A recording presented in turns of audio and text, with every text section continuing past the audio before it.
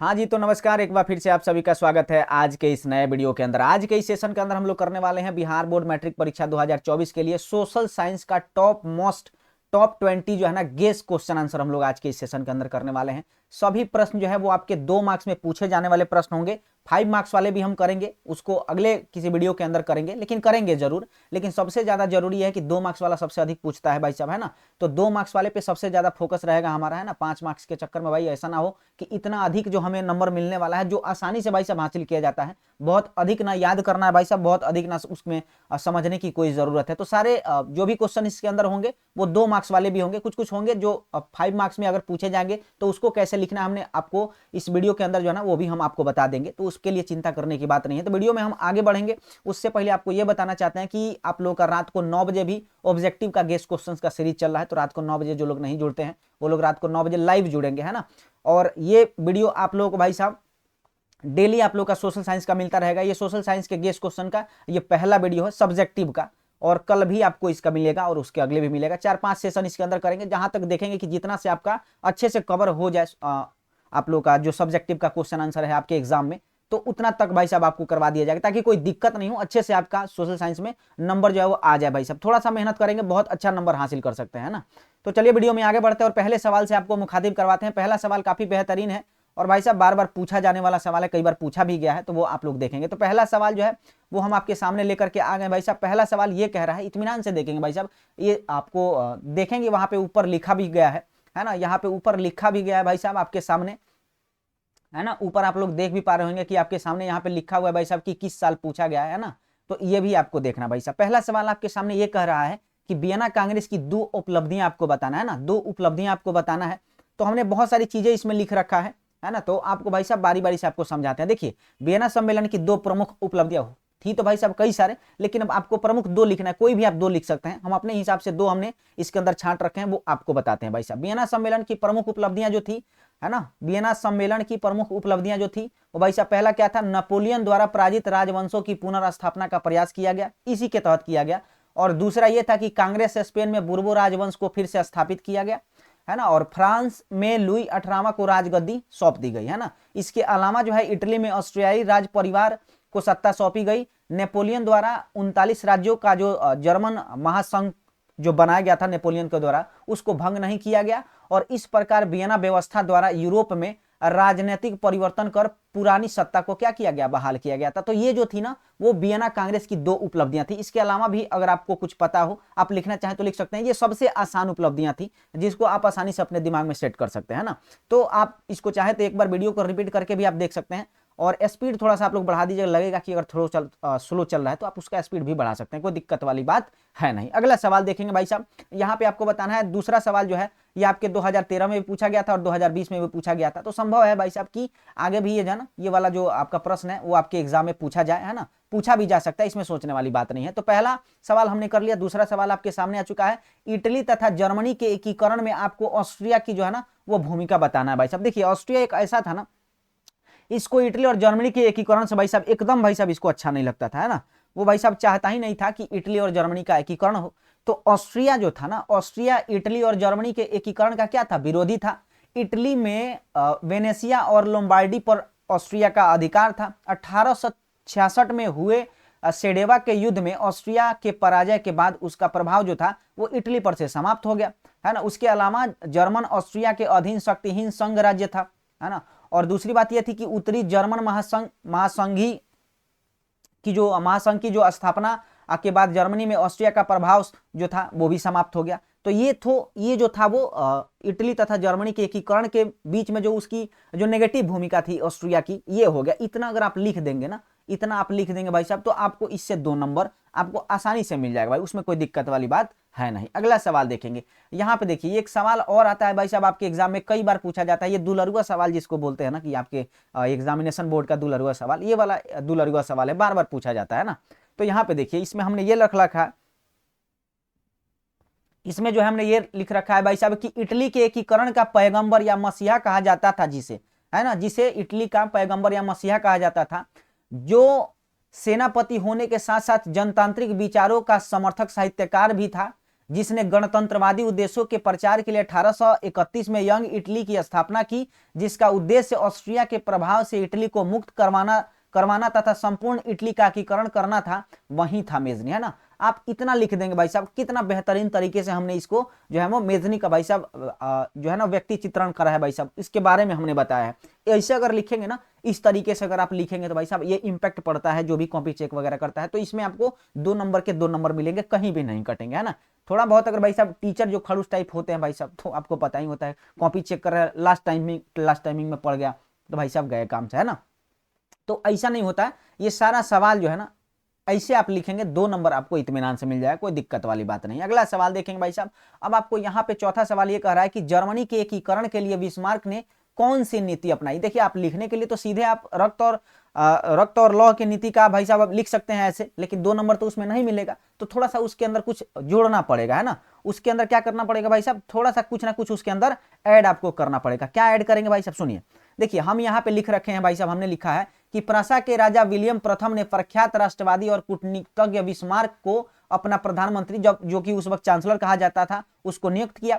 Germany के एकीकरण के लिए बिस्मार्क ने रक्त और तलवार की नीति या फिर रक्त और लौह की नीति को है उसने क्या करा, अपनाया भाई साहब, है ना, उन्होंने अपनाई। सबसे पहले बिस्मार्क ने आर्थिक सुधारों के द्वारा प्रशा की स्थिति को क्या किया, मजबूत किया। इससे सैनिक शक्ति जो थी वहां का जो कमजोर थी भाई साहब, वो अब सुदृढ़ हो गई, है ना। और प्रशा के एकीकरण के लिए उसने डेनमार्क, ऑस्ट्रिया तथा फ्रांस के साथ क्या किया, युद्ध किया भाई साहब। इतना लिखेंगे तो इतना से आपका 2 नंबर एकदम से क्लियर हो जाएगा, कहीं कोई दिक्कत वाली बात नहीं है भाई, है ना। तो समझ में आ गया बात। अगर कोई दिक्कत वगैरह होगा तो आप हमको कमेंट सेक्शन में बता सकते हैं, हम उसको सॉर्ट आउट करने का प्रयास करेंगे। अगला सवाल देखेंगे भाई साहब। हाँ, एक और चीज था उसके अंदर, आगे और भी था, और जिसके परिणाम स्वरूप, है ना, जैसे हम यहाँ पे खत्म किया कि भाई साहब ऑस्ट्रिया तथा फ्रांस के साथ युद्ध किया, और इसके परिणाम स्वरूप, है ना, इसके परिणाम स्वरूप जो है ना यूरोप के नक्शे पर क्या हुआ भाई साहब, एकीकृत जर्मन राष्ट्र का क्या हुआ, उदय हुआ भाई साहब, है ना। इतना लिखेंगे, इतना से काम आपका एकदम से चल जाएगा, कोई दिक्कत वाली बात है नहीं। अब देखिए भाई साहब, अगला सवाल आपके सामने आ चुका है, 5वां नंबर सवाल देखेंगे यहाँ पे। गैरीबाल्टी के कार्यों का क्या करना है, चर्चा करना है। देखिए 2014 में पूछा और 2016 में पूछा, 2018 में भी पूछा था, है ना। तो ऐसे भाई साहब 2 साल के अल्टरनेट पे आप चेक करेंगे तो हो सकता है भाई साहब कि आपके इस साल जो है वो ये प्रश्न जो है आपके एग्जाम में पूछा जा सके। देखिए ये तो एग्जैक्टली किसी को नहीं पता होता है कि कौन सा सवाल पूछेगा, बट कुछ कुछ चीजें देखी जाती है, क्वेश्चन बैंक आप उठाएंगे, कुछ कुछ चीजें आप देखेंगे तो उससे आपको पता चलेगा कि कुछ सवाल जो है वो आपके एग्जाम में पूछे जा सकते हैं ना। तो यहाँ पे देखिए भाई साहब, गैरीबाल्टी के कार्यों की चर्चा आपको करना है, तो सुनिए हमने इसमें लिख रखा है कि इटली के एकीकरण का द्वितीय चरण जो है ना गैरीबाल्टी की तलवार ने पूरा किया, है ना। वह भाई साहब वह युद्ध नीति में विश्वास करता था। उसने सशस्त्र युवकों की एक टुकड़ी बनाई जिसे लाल कुर्ती कहा जाता था या फिर लाल कुर्ती कहलाए। इनकी सहायता से उसने सिसिली पर अधिकार कर वहां गणतंत्र की स्थापना की। वह पोप के राज्य पर भी आक्रमण करना चाहता था, परंतु काबूर ने, है ना, काबूर ने इसकी क्या करी, अनुमति नहीं दी थी भाई साहब, है ना। तो इतना लिखेंगे, गैरीबाल्टी के कार्य की चर्चा इतना सा कर देंगे भाई साहब। 2 नंबर में क्या हम पूरा किताब तो नहीं लिख देंगे भाई, जितना प्रश्न कहता है भाई साहब और जितने का नंबर है बस उतना ही के बारे में चर्चा करना है, इतना से आपका 2 नंबर क्लियर हो जाएगा। कोई दिक्कत वगैरह अगर हो समझने में तो हमको कमेंट सेक्शन में कमेंट करके बताएंगे, हम भाई साहब अगले सेशन के अंदर क्लियर जरूर कर देंगे। अगला सवाल देखेंगे, यहाँ पे आपको बताना है इटली के एकीकरण में आपको मेजनी का जो है ना वो योगदान आपको बताना है कि भाई साहब क्या योगदान था। देखिए 2011 में पूछा, 15 में पूछा, ये 17 में भी शायद पूछा था, है ना, 17, 18, 19 या फिर 21 वगैरह में भी पूछा था। तो ये आपको देखना भाई साहब, ये पूछा गया बाकायदा प्रश्न है और इन्हीं में से कई सारे प्रश्न को क्या करता है, रिपीट करता है एग्जाम में। सुनिए, मेजनी को इटली के एकीकरण का जो है ना पैगंबर या मसीहा कहा जाता था, है ना। राष्ट्रवाद भावना से प्रेरित होकर उसने कार्बोनरी की क्या करी भाई साहब, सदस्य ग्रहण कर ली, जो कि एक संगठन था भाई साहब। वह गणतांत्रिक विचारों का समर्थक तथा साहित्यकार भी था। उसने अपने लेखों से, जो लिखता था, साहित्यकार था तो लिखता था भाई साहब, है ना, उसने लेखों से इटली के लोगों में उत्साह और राष्ट्रीय की क्या करी भाई, भावना को विकसित करी, है ना। उसके वजह से, उसके लेखों से इटली के लोगों में उत्साह और राष्ट्रीयता की भावना क्या हुई, विकसित हुई भाई साहब। 1830 से 31 के विद्रोह में उसने सक्रिय भूमिका निभाई, है ना। गणतंत्रवादी उद्देश्यों का क्या करा, प्रचार करने के लिए उसने क्या बनाई भाई साहब, यंग इटली तथा यंग यूरोप का गठन किया, है ना। तो इतना आप लोग लिखेंगे भाई साहब, इतना आप लोग लिखेंगे। और उसके आगे भाई साहब गठन तो किया ही, और जो है वो जो था ना, वह ऑस्ट्रिया के प्रभाव से इटली को क्या करना चाहता था, मुक्त करना चाहता था। तो 1848 ईस्वी में इटली के एकीकरण का प्रयास किया, किंतु वह असफल रहा और उसे जो है ना वो पलायन करना पड़ा, जहां पे था वहां से उसको पलायन करना पड़ा, क्योंकि भाई साहब उसका प्लान जो था वो एकदम से धाराशायी हो गया, वो सक्सेस हो नहीं पाया भाई साहब। जो ऑस्ट्रिया के प्रभाव से इटली को मुक्त करवाना चाहता था वो हो नहीं पाया, तो उसको पलायन करना पड़ा। अगर वहां पे रहता भाई साहब तो उसको दिक्कत हो सकती थी, हो सकता है उसकी जान वगैरह भी जा सकती थी। अगला सवाल देखेंगे भाई साहब, बहुत अधिक नहीं लिखना है, 2 नंबर का सवाल है, छोटा छोटा लिखेंगे, जितना जरूरी है उतना ही लिखेंगे भाई साहब। यहाँ पे 7 नंबर सवाल देखिए, जर्मनी के एकीकरण की बाधाएं क्या थी भाई साहब। देखिए जर्मनी के एकीकरण में बहुत सारी बाधाएं थी, हमने उसमें से कुछ कुछ छांट रखे हैं भाई साहब। देखिए जर्मनी के एकीकरण में जो प्रमुख बाधाएं जो थी वो निम्नलिखित थी भाई साहब। उसके अंदर जो है ना, जर्मनी के अंदर जो लगभग 300 छोटे बड़े राज्य थे, है ना, और इन राज्यों में भाई साहब राजनीतिक, सामाजिक तथा धार्मिक विषमताएं जो था वो व्याप्त थी, है ना, बहुत अधिक था भाई साहब, है ना। उसके अलावा सबसे जो जरूरी चीज था भाई साहब वो क्या था, राष्ट्रवाद की भावना का भाई साहब उनके अंदर अभाव था। जब राष्ट्रवाद की भावना का अभाव होगा भाई साहब तो कैसे लड़ेंगे आप, है ना, कैसे एकीकृत हो पाएंगे। अगर मान लीजिए मनमुटाव हो अगर किसी को भाई साहब, है ना, किसी को कोई फर्क नहीं पड़ता है, किसी के गांव पे कोई कब्जा कर लिया उसको फर्क नहीं पड़ता, ठीक है कर लिया कोई दिक्कत नहीं है ना, तो उसको उसके अंदर भाई साहब उसको अपने गांव के प्रति, अपने देश के प्रति भाई साहब कोई भाई साहब भावना नहीं हो, उसको लगाव नहीं हो, है ना, उसको अपनापन जैसा फील ना होता हो भाई साहब, तो ऐसे में कैसे हो पाएगा। तो उनके अंदर भाई साहब राष्ट्रवाद की भावना की भी कमी थी, अभाव था भाई साहब। और दूसरा जो सबसे ज्यादा उसके बाद जो था वो भाई साहब ऑस्ट्रिया का जो हस्तक्षेप था, है ना, मेटरनिक की प्रतिक्रियावादी जो नीति थी वो भी भाई साहब इसके लिए जिम्मेदार था। तो इन सबसे भाई साहब निपटने के बाद ही क्या हुआ, जर्मनी की भाई साहब एकीकरण हो पाया था, है ना। तो अगला सवाल देखेंगे भाई साहब, 8 नंबर सवाल आपके सामने आ चुका है, लैंगिक विभेद या फिर लैंगिक असमानता जो है ना वो क्या है, ये आपको बताना भाई, है ना। 8 नंबर सवाल आपके सामने आ चुका है। सुनिए, इस इतना सवाल का जवाब जो है ना, इस सवाल का जवाब आप चाहे तो 5 नंबर में भी लिख सकते हैं, या फिर भाई साहब आप लोग चाहें तो ये 2 नंबर में भी लिख सकते हैं, दोनों में इतना से काम चल जाए, कोई दिक्कत वाली बात है नहीं। देखिए 5 नंबर वाला जो सवाल होता है ना, कम से कम आप उसको 70 से 80 वर्ड में तो आपको लिखना ही होता है ना। तो अगर नहीं आए भाई साहब तो आप इतना लिख देंगे, इतना से काम आपका 5 नंबर वाले में भी चल जाएगा। हालांकि पूरा 5 का 5 तो आपको नहीं मिलेगा, लेकिन 3.5 से लेकर के 4 नंबर तक आपका मिल सकता है ना। यहाँ पे देखिए, लैंगिक विभेद या लैंगिक समानता क्या है ये आपको बताना भाई साहब। जैसा कि हम सभी जानते हैं कि लिंग के आधार पर समाज 2 भागों में बटा है ना, बटा है, महिला एवं पुरुष के रूप में। इन दोनों वर्गों में हमेशा असमानता बनी रहती है। जैविक दृष्टि से असमानता के परिणाम से स्त्रियां जो है ना वो प्रताड़ित होती रहती है। आपको पता है भाई साहब की जैविक दृष्टि से हमेशा से आप देखे होंगे भाई साहब औरतों को दबा कुचला समझा गया है। हालांकि अब धीरे धीरे भाई साहब उनके अंदर जो है ना बदलाव आ रही है, धीरे धीरे चीजें, लेकिन तब देखेंगे उस समय की बात देखेंगे तो बहुत सारी चीजें अभी भी बहुत ऐसे जगहों पे देखेंगे भाई साहब महिलाओं को तुच्छ समझा जाता है, उनके भाई साहब विचारों को अहमियत नहीं दी जाती, या फिर उनको करने के लिए उतनी आजादी नहीं मिलती है। हो सकता है आपके आसपास में ऐसा चीजें धीरे धीरे परिवर्तन में आप स्वयं देख रहे होंगे कि तब कैसे था अब कैसा होता है, वो परिवर्तन धीरे धीरे हो रहा है भाई साहब। उसके अलावा भाई साहब उनकी जो विभिन्न रूपों में प्रताड़ना का आधार जो है ना वो सामाजिक विभेद की स्थितियां पैदा करता है, जैसे कि मैंने आपको बताया, है ना।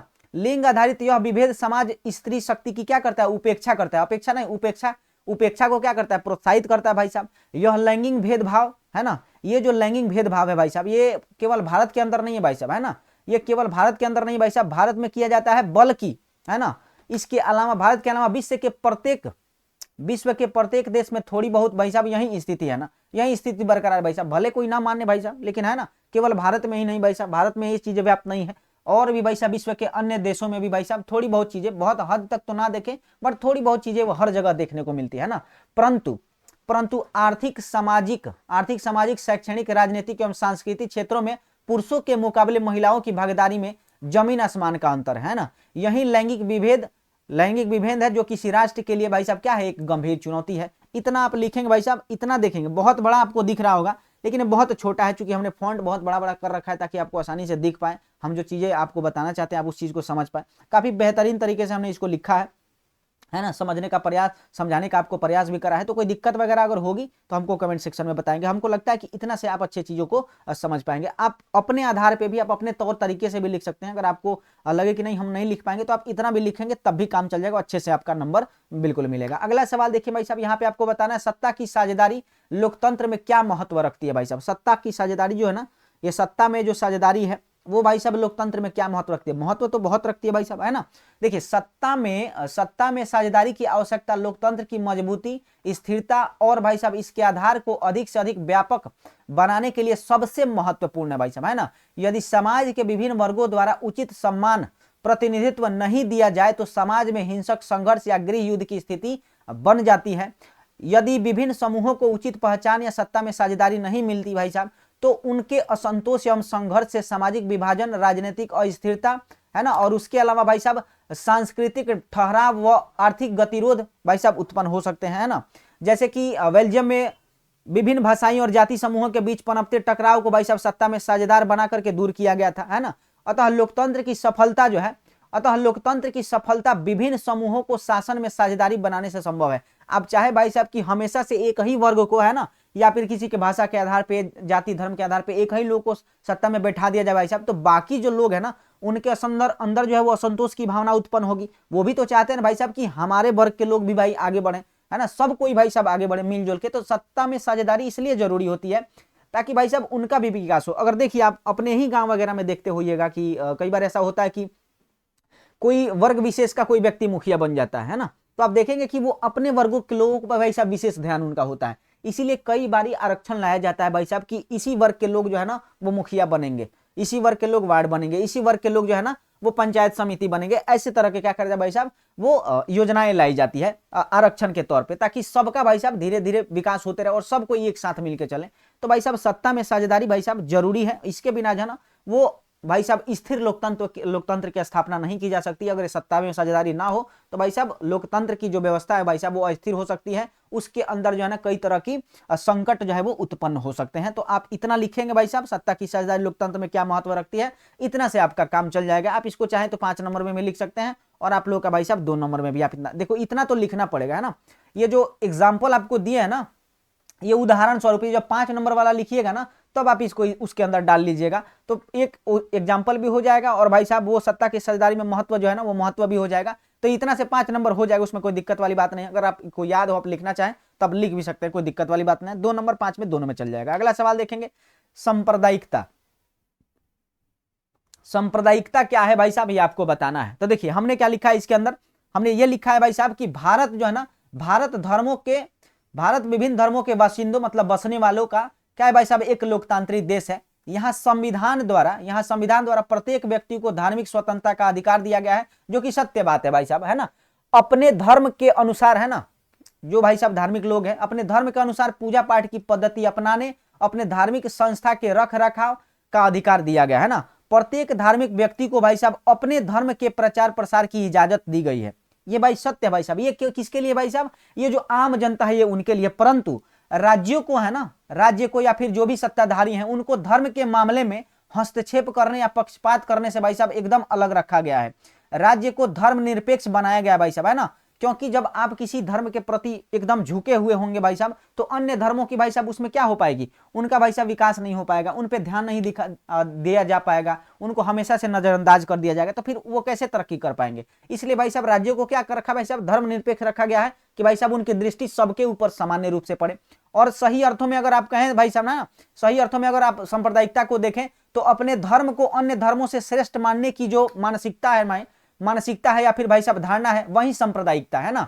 अपने धार्मिक हित पर भाई साहब राष्ट्र का बलिदान करना, दूसरे धर्म से घृणा करना, धर्मों के बीच द्वेष पैदा करना या फिर नफरत पैदा करना, है ना, या फिर समाज में क्या करना भाई साहब, नफरत फैलाना आदि, ये जो है ना यही सांप्रदायिकता है भाई साहब। यह मनुष्य को क्या करता है, मनुष्य अलग करता है भाई साहब, और एक दूसरे के अंदर क्या करता है, लड़ाता है भाई साहब, है ना। समुदाय को दूसरे समुदाय से घृणा करना सिखाती है। ये सब क्या है भाई साहब, सांप्रदायिकता का क्या है, हिस्सा है भाई साहब। तथा वो क्या करते हैं, एक दूसरे के खून के प्यासे हो। जब सांप्रदायिकता भाई साहब चरम पे होती है तो मार काट दंगे वगैरह भी हो जाते हैं। तो ये सब क्या होता है, सांप्रदायिकता। धार्मिक हित के भाई साहब हमेशा से धार्मिक हित को क्या कर रखा जाता है, राष्ट्र को भाई साहब राष्ट्र से ऊपर रखा जाता है, हमेशा से राष्ट्र हित से हमेशा से ऊपर रखा जाता है। कोई भी ये जो सांप्रदायिकता होता है इसमें यही होता है भाई साहब, किसी भी तरह से हमारा धर्म श्रेष्ठ है, हमारा धर्म श्रेष्ठ है कह के भाई साहब एक दूसरे से लोग लड़ जाते हैं, और भाई साहब एक दूसरे का कत्ल भी होता है, एक दूसरे के खून खराबे भी होते हैं, एक दूसरे का भाई साहब, है ना, परिवार खत्म हो जाते हैं, घर उजड़ जाते हैं, कई तरह की हिंसाएं भाई साहब इसके अंदर होती है। तो सांप्रदायिकता से हमेशा से बचना चाहिए। अगला सवाल देखेंगे भाई साहब, धर्मनिरपेक्ष जो है ना, धर्मनिरपेक्ष राज्य का क्या अर्थ है ये आपको बताना है। भारतीय संविधान की प्रस्तावना के आधार पर भाई साहब भारत को एक धर्मनिरपेक्ष, है ना, राज्य घोषित किया गया है। ये सत्य बात है भाई साहब। भारत के संविधान की प्रस्तावना के आधार पर भाई साहब भारत एक क्या है, धर्मनिरपेक्ष राष्ट्र भाई साहब। कहने का तात्पर्य है कि भाई साहब ये भारत का जो संविधान है ना, भारत का जो संविधान है भाई साहब वो किसी धर्म के पक्ष में नहीं है भाई साहब, है ना। इसका अर्थ कि राज्य धर्म का विरोधी नहीं है भाई साहब। इसका मतलब ये कतई नहीं है कि भाई साहब धर्मनिरपेक्ष है तो वो किसी ये धर्म का क्या करेगा, विरोध करेगा भाई साहब, है ना, ऐसा नहीं है। वो भाई साहब उसको किसी धर्म से कोई मतलब नहीं है। जो भी लोग हैं इस देश के, जो नागरिक है, वो अपने इच्छा अनुसार भाई साहब जिस धर्म को चाहे वो स्वीकार कर सकते हैं, जिस धर्म को चाहे वो छोड़ सकते हैं, उनकी अपनी इच्छा पर निर्भर करती है और इसका अधिकार बाकायदा संविधान के अंदर दिया गया है भाई साहब, है ना। परंतु राज्य का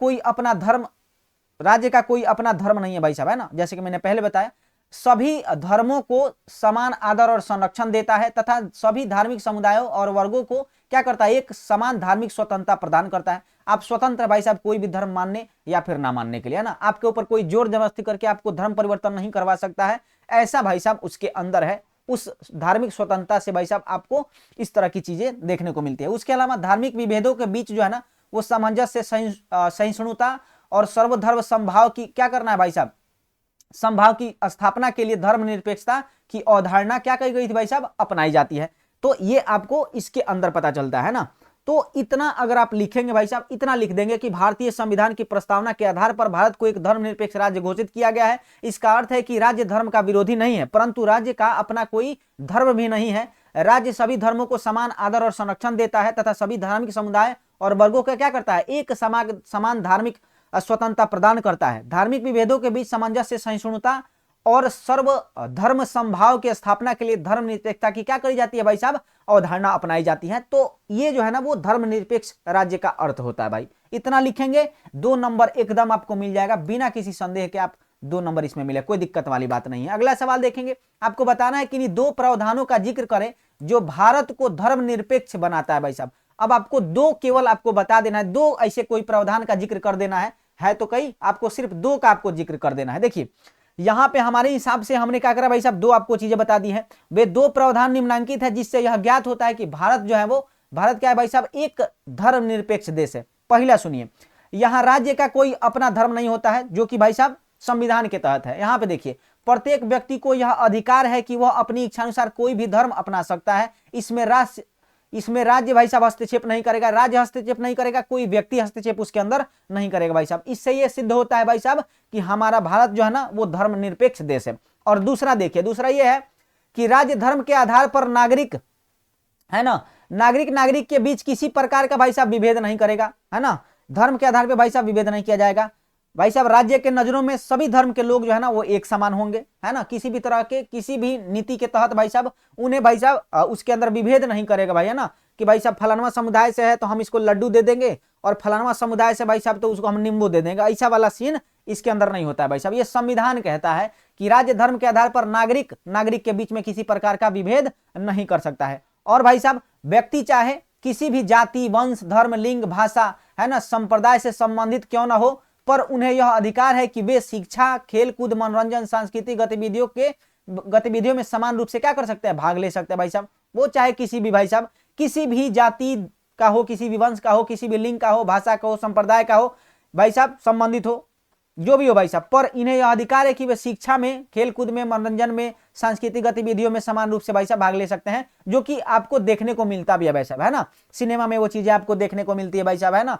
भाई साहब नाटक वगैरह होता है, वो आप वहां पे देखने होते हैं। आपका जो विद्यालय होता है उसके अंदर आप देखते होंगे, है ना। तो ये सारी चीजें उसके अंदर नहीं है। आप जो विद्यालय में पढ़ने जाते हैं, क्या सभी अलग अलग धर्मों के लोग बच्चे वहां पे नहीं होते हैं, अलग अलग जाति के नहीं होते हैं बच्चे वहां पे, अलग अलग लिंग के होते हैं भाई साहब, लड़के लड़की होते हैं, सब होते हैं भाई साहब, है ना। तो वो सारी चीजें, ये दोनों तरीके जो है ना, ये दोनों जो प्रावधान है भाई साहब, इससे स्पष्ट हो जाता है ना, कि भारत जो है वो एक धर्मनिरपेक्ष क्या है भाई साहब, राष्ट्र है। अगला सवाल देखेंगे भाई साहब, सतत विकास आपको बताना है। सतत विकास किसे कहते हैं भाई साहब, देखिए सतत विकास जो है ना, सतत विकास एक ऐसा विकास जो जारी रहे, मतलब निरंतर चलते रहे, टिकाऊ रहे, अर्थात सतत विकास की वह रणनीति है जो प्राकृतिक संसाधन एवं पर्यावरण को क्षति पहुंचाए बगैर वर्तमान एवं भावी, यानी कि आने वाली पीढ़ी दोनों को लिए क्या हो, कल्याणकारी बनाती हो, है ना।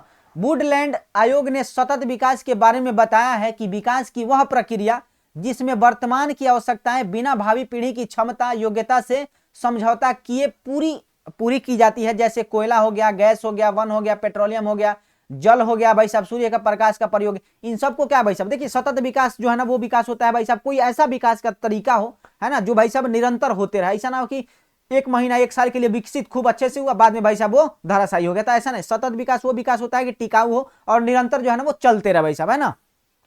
तो इस प्रकार का होता है। और इसमें वुडलैंड आयोग ने जो एक सतत विकास के बारे में जो बताया था उसको भी हमने इसके अंदर मेंशन कर दिया है, ताकि भाई साहब लगे भाई साहब सामने वाले जो कॉपी चेक करा उसको लगे कि भाई साहब हाँ बच्चे के पास कुछ जानकारी है। हमने आसान भाषा में इसको आपके सामने समेटने की कोशिश करी है। आप चाहे तो इसके आधार पर अपना तरीका भी इस्तेमाल कर सकते हैं लिखने के लिए। ये जरूरी नहीं कि हम जो बता रहे हैं वहीं आप लिखें, आप चाहें तो अपना तरीका भी अपना सकते हैं। ये जरूरी बिल्कुल भी नहीं कि आप जो लिखे वो गलत, हम जो लिखे वो सही, ऐसा कोई सीन नहीं है। बस आपको भाई साहब स्पष्टता होनी चाहिए उत्तर के अंदर, तभी जो है ना टीचर अच्छे से नंबर दे पाता है। तो आप इतना नंबर लिखेंगे, 2 नंबर क्लियर। अगला सवाल देखेंगे, अर्थव्यवस्था से आप क्या समझते हैं। देख लीजिए कई बार पूछा गया, 2013 में भी, 2019 में भी, 2020 में भी, 2021 में भी लगातार पूछ रहा है भाई साहब, है ना। तो देखिए अर्थव्यवस्था से आप क्या समझते हैं भाई साहब, अलग अलग तरीके का आंसर इसका हो सकता है, बट हमारे सुविधा अनुसार हमने जो समझा, हमने जो इसको आपको समझाने का प्रयास किया वो हमने इसके अंदर समेटा है। देखिए एक अर्थव्यवस्था जो है ना, एक अर्थव्यवस्था वह संगठन या व्यवस्था है जिसमें किसी देश या समाज के सदस्यों के सभी प्रकार की आर्थिक क्रियाओं का क्या होता है, संचालन करते हैं।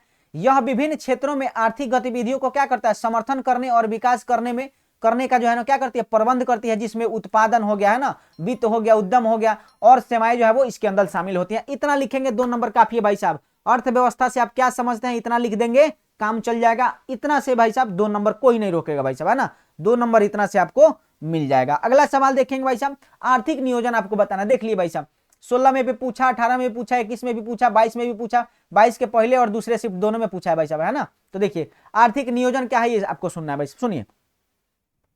आर्थिक नियोजन जो है ना, आर्थिक नियोजन का अर्थ जो होता है राज्य अथवा एक निर्धारित सत्ता द्वारा संपूर्ण आर्थिक एवं सामाजिक व्यवस्था के एक विस्तृत सर्वेक्षण के आधार पर आर्थिक निर्णय लेना होता है ना। दूसरे शब्दों में आर्थिक प्राथमिकताओं के आधार पर लक्ष्यों का निर्धारण कर उन्हें निश्चित अवधि में पूरा करने का जो प्रयास ही है, प्रयास जो है ना, उसी को क्या कहा जाता है, आर्थिक नियोजन कहा जाता है। आप इस चीज को समझ जाएंगे इतनी आसानी तरीके से, है ना। तो लिखना क्या है भाई साहब कि आर्थिक नियोजन का अर्थ राज्य अथवा एक निर्धारित सत्ता द्वारा संपूर्ण आर्थिक एवं सामाजिक व्यवस्था के एक विस्तृत सर्वेक्षण के आधार पर आर्थिक निर्णय लेना है ना। दूसरे शब्द में अगर कहें तो आर्थिक प्राथमिकताओं के आधार पर लक्ष्यों का निर्धारण कर उन्हें एक निश्चित अवधि में पूरा करना ही क्या कहलाता है, आर्थिक नियोजन कहलाता है ना। बस इतना लिखेंगे काम खत्म। अगला सवाल देखेंगे, आपको बताना कि आर्थिक आधारभूत संरचना का क्या महत्व है भाई साहब। 2017 में पूछा गया है और शायद 2019 में भी पूछा गया था ना, ये 19 में भी पूछा गया था। यहां पे देखिए आर्थिक संरचना का अभिप्राय उस तथ्य से है, आर्थिक संरचना का भाई साहब क्या है, आर्थिक का आधारभूत संरचना का क्या महत्व है ये आपको बताएं। देखिए आर्थिक संरचना का अभिप्राय उस तथ्य से है जो किसी देश के विकास में महत्वपूर्ण भूमिका निभाती है ना। हर देश का, हर क्षेत्र का भाई साहब, हर देश का, हर राज्य का अपना क्या होता है भाई साहब, आर्थिक आधारभूत संरचना होती है, जिसके आधार पर भाई साहब सभी आर्थिक क्रियाएं क्या होती है, संपन्न होती है। सुनिए उसके अंदर क्या होता है, ये क्या करती है भाई साहब, आर्थिक संरचना का अभिप्राय उस तथ्य से है जो किसी देश के विकास में महत्वपूर्ण भूमिका निभाती है। यह अर्थव्यवस्था की क्या होती है, नींव होती है भाई साहब। जैसे ऊर्जा हो गया, परिवहन हो गया, उद्योग हो गया, दूरसंचार हो गया, बैंकिंग हो गया, पानी हो गया, शिक्षा की सुविधा हो गया, हॉस्पिटल हो गया, ये सब चीजें क्या है भाई साहब, ये जो है अर्थव्यवस्था की नींव होती है। बिना इसके, है ना, बिना इसके आधुनिक समय में आर्थिक विकास हो ही नहीं सकता है भाई साहब, है ना। उत्पादन बढ़ाने में इसकी महत्वपूर्ण भूमिका होती है, जीवन स्तर को उठाने में इसका प्रत्यक्ष रूप से, है ना, ये प्रत्यक्ष रूप से क्या होता है, सहायक होता है भाई साहब। तो आधारभूत संरचना में ये सब चीजें हैं भाई, इसके बिना किसी भी देश की अर्थव्यवस्था को मजबूत नहीं किया जा सकता है। अगर वहां पे भाई साहब ऊर्जा की ये नहीं है भाई साहब, वहां पे परिवहन नहीं है, वहां पे उद्योग धंधे नहीं है, संचार की व्यवस्था नहीं है भाई साहब, बैंकिंग की प्रणाली नहीं है, वहां पे भाई साहब पानी वगैरह नहीं है, सबसे जरूरी चीज शिक्षा होता है भाई साहब, है ना। अगर शिक्षित लोग नहीं, उनके अंदर स्किल्स वगैरह नहीं है, तो ये सब चीजें क्या है भाई साहब, इसके बिना जो है ना क्या है, आर्थिक का आधारभूत जो है ना, मतलब आई मीन की जो आर्थिक व्यवस्था है भाई साहब, उसको क्या किया जाता है भाई साहब, अच्छे से बेहतर तरीके से उसका निर्वहन नहीं किया जा सकता। ये सभी हैं जो इसके अर्थव्यवस्था के क्या है, नींव है। तो इनका होना बहुत जरूरी है किसी भी देश के लिए भाई साहब, अपने आर्थिक स्थिति को मजबूत करने के लिए ये जो मूलभूत आधारभूत संरचना है ये होना बहुत जरूरी है। तब जाकर के, है ना, वो तब जाकर के क्या होगा भाई साहब, आर्थिक विकास हो पाएगी। अगला सवाल देखेंगे, यहाँ पे लिखा हुआ है भाई साहब, पूंजीवादी अर्थव्यवस्था किसे कहते हैं, किसको नहीं पता होगा बताइए। 2019 में भी पूछा, 2015 में पूछा, 2017 में पूछा था और आगे भी भाई साहब इस साल पूछे जाने की संभावना है। तो यहाँ पे देखेंगे भाई साहब, है ना, यहाँ पे देखिए अर्थव्यवस्था का वह स्वरूप जिसमें अच्छा पूंजीवादी अर्थव्यवस्था किसे कहते हैं, यहाँ पे देखिए अर्थव्यवस्था का वह स्वरूप जिसमें उत्पादन के साधनों का स्वामित्व, है ना, जो लोग भाई साहब उत्पादन करते हैं उसका स्वामित्व किसका, मतलब उसका मालिकाना हक जो है ना वो निजी व्यक्तियों के पास होता है, और इसका उपयोग, है ना, सबसे पहला बात तो भाई साहब उत्पादन का जो साधन होता है वो उसका स्वामित्व जो होता है वो किसी भी निजी व्यक्ति के पास होता है, सरकार के पास नहीं होता है ना, और इसका उपयोग वे अपने निजी लाभ के लिए करते हैं भाई साहब, है ना, जैसे अमेरिकी अर्थव्यवस्था हो गई, इनमें उत्पादनों का क्या होता है, उत्पादनों का उत्पादन बाजार की स्थिति के मुताबिक होता है।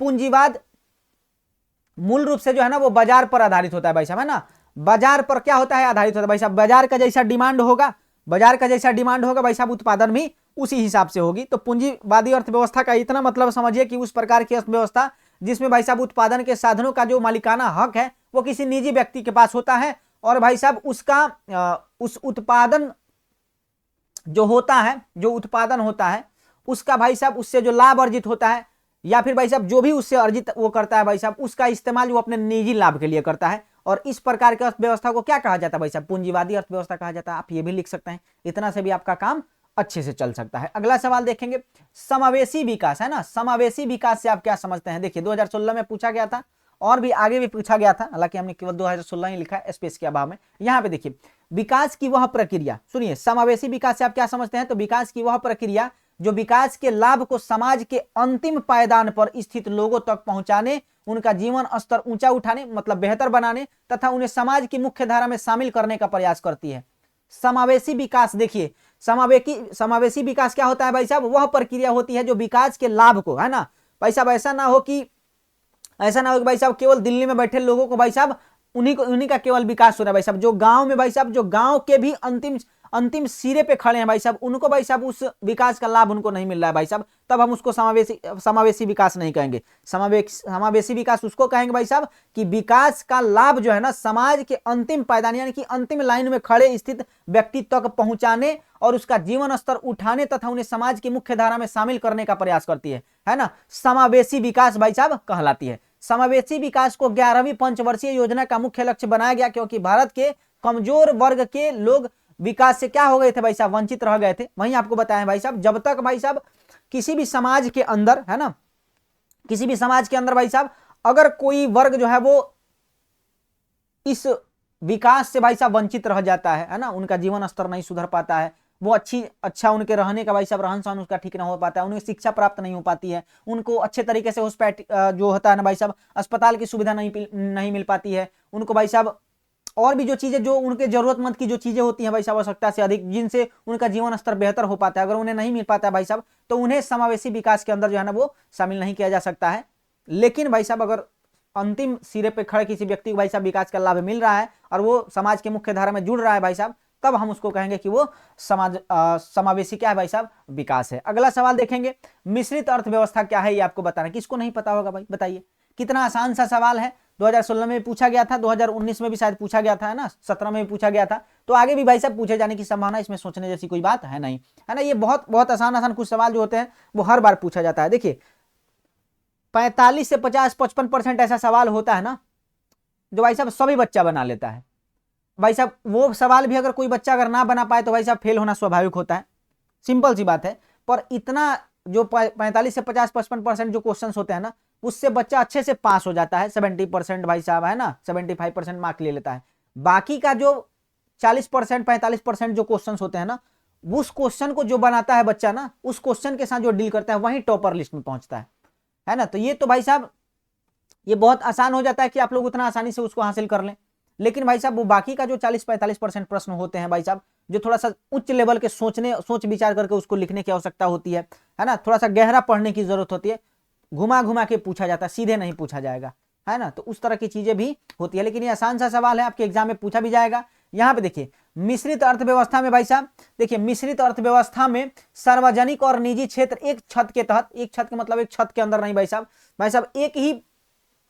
एक ही भाई साहब लाइन लेंथ पे काम कर रहे हैं भाई साहब, है ना, एक ही छत के तहत जो है ना वो एक साथ विद्यमान होते हैं। इस प्रकार की अर्थव्यवस्था निजी उद्यम, है ना भाई साहब, निजी लोग और भाई साहब सरकार दोनों जो है ना दोनों के द्वारा संचालित होती है। इसके अंतर्गत जो है ना अर्थव्यवस्था के कुछ महत्वपूर्ण क्षेत्र सरकार के अधीन होते हैं, है ना, और जहां जरूरत पड़ती है भाई साहब इसके अंदर सरकार जो है वो हस्तक्षेप भी करती है ना, और तथा शेष क्षेत्र जो है वो निजी उद्यम के हाथ में दिए जाते हैं। इस व्यवस्था को हम पूंजीवाद एवं समाजवाद के बीच का स्वर्णिम मार्ग भी कह सकते हैं भाई साहब, है ना, इसको कहा जा सकता है। भारतीय अर्थव्यवस्था जो है ना, भारतीय अर्थव्यवस्था भाई साहब मिश्रित अर्थव्यवस्था का क्या है, एक उदाहरण, एक हमने उदाहरण भी इसके अंदर दे दिया, तो इससे हमारा मिश्रित अर्थव्यवस्था क्या है भाई साहब, पूरी तरीके से संतुष्ट हो जाता है और आपको इससे मिलेगा कितना, 2 नंबर भाई साहब, कंप्लीट, है ना। अगला सवाल देखेंगे, अर्थव्यवस्था जो है ना, सॉरी, अर्थशास्त्र में उत्पादन के कौन कौन साधन है ये आपको बताएं। देखिए अर्थशास्त्र में उत्पादन के भाई साहब 5 साधन होते हैं, है ना, 5 साधन होते हैं, उनमें से कौन कौन है भाई साहब, भूमि है, श्रम है भाई साहब, मजदूरी हो गया, पूंजी हो गया, पैसा हो गया, संगठन हो गया भाई साहब, समूह हो गया, और सबसे जरूरी चीज क्या उसके अंदर होता है भाई साहब, इन सब का निर्वहन करने के लिए आपके पास साहस होना बहुत जरूरी है। तो ये 5 चीजें हैं, 2 नंबर, इतना से 2 नंबर आपको मिल जाएगा। टू द पॉइंट बात कीजिए, जितना जरूरी है, गोल गोल घुमाने की जरूरत बिल्कुल भी नहीं है। आपसे पूछा अर्थशास्त्र में उत्पादन के कौन कौन से साधन है भाई साहब, हमने 5 लिख दिया है, यहाँ पे लिख देंगे, इतना से काम चल जाएगा, बहुत बढ़िया भाई साहब। तो उसमें क्या हो जाएगा, भूमि हो जाएगा, श्रम हो जाएगा, पूंजी हो जाएगा, संगठन और भाई साहब साहस हो जाएगा, इतना लिखेंगे, 2 नंबर काफी है ना। तो इसी प्रश्न के साथ जो है ना आज के सेशन को समाप्त करते हैं। अगले सेशन के अंदर भाई साहब हम लोग सभी सब्जेक्ट से, आपके सोशल साइंस के अंदर से जितना भी है, डिजास्टर मैनेजमेंट का भी कुछ गेस क्वेश्चंस वगैरह है, हमने भाई साहब उसको इकट्ठा कर रखा है, उसको एक ही सेशन के अंदर डील कर देंगे। देखिए डिजास्टर मैनेजमेंट से हमको उम्मीद है तकरीबन 12 से 15 नंबर का पूछा जाता है, कुछ ऑब्जेक्टिव में, कुछ सब्जेक्टिव के अंदर।